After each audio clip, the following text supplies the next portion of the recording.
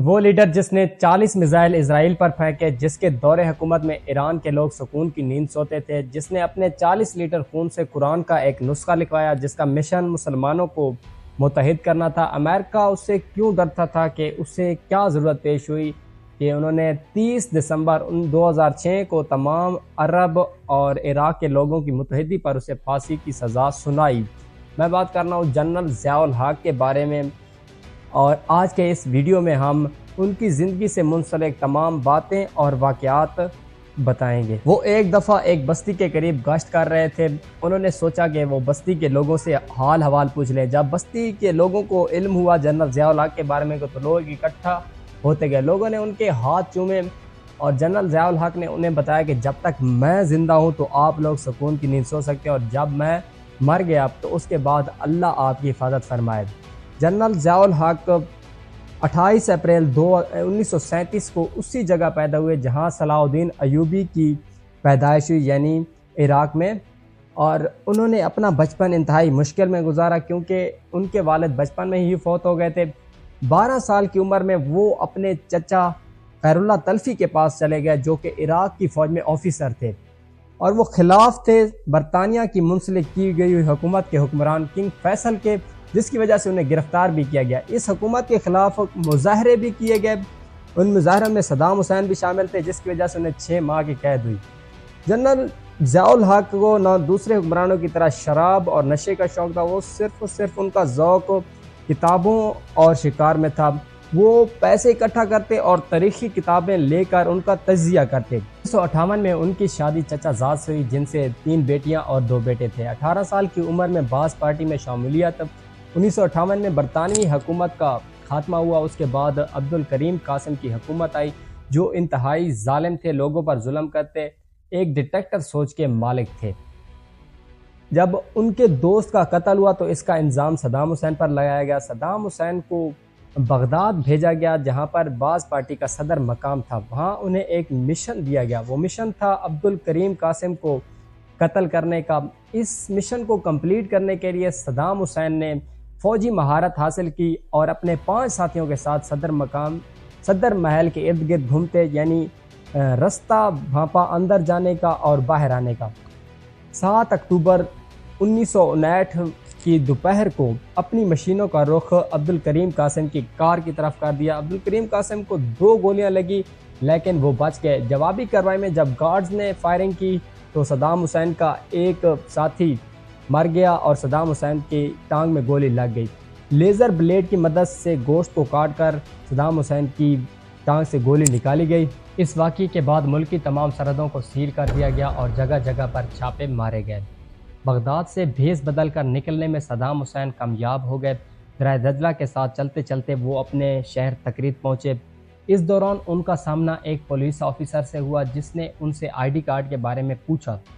Saddam Hussein نے کہا کہ بدھو لوگوں کے پاس ID کارڈ کہاں سے ہوتا ہے؟ اگر اس دن صدام حسین کا پتہ چل جاتا تھا تو یہ صدام حسین کا آخری دن ہوتا۔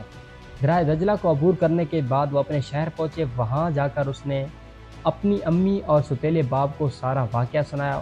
انہوں نے اسے عراق سے شام بھیجا جہاں باس پارٹی کا آفس تھا۔ دمشق میں باس پارٹی کے سربراہ میکائل افلک نے ان کا ویلکم کیا اور وہاں سے یہ مصر چلے گئے لا کی تعلیم حاصل کرنے کے لیے۔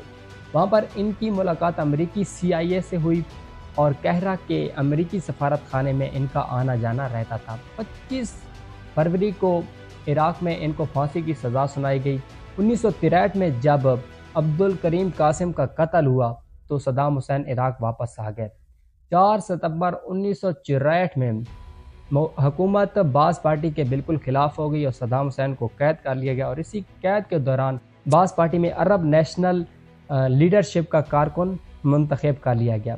1966 میں جب رہائی ہوئی تو رہائی کے فوراً بعد انہوں نے مرکزی قیادت ٹانگ کے اوپر صدارتی محل کو الٹ دیا اور میجر جنرل احمد حسن البکر کی حکومت کا اعلان کیا گیا۔ 2 ماہ کے بعد جب فوج نے بغاوت کی تو فوج کی بغاوت کو صدام حسین نے کچل کر رکھ دیا۔ باس پارٹی نے ملک کی ترقی کے لیے دن رات کام کیا۔ عراق تیل کی دولت کی وجہ سے جلد ہی ترقی یافتہ ممالک میں شامل ہو گیا اور اس دوران لوگ بہتر اور خوشحال زندگی بسر کر رہے تھے۔ 1970 میں احمد حسن البکر کی طبیعت نازک ہو گئی اور وہ سیاست سے دور ہونے لگے۔ 1979 میں صدام حسین کو صدر منتخب کر لیا گیا۔ 1990 میں صدام حسین نے ایک عجیب خواہش ظاہر کی اپنے خون سے قرآن کا نسخہ لکھوانے کی، اور اس دوران 2 سال لگاتار وہ ہر ہفتے نرس کے پاس جاتے اور اپنا بازو پیش کرتے خون نکلوانے کے لیے۔ اس نسخے میں ایک 605 صفحات اور 114 صورتیں شامل تھی۔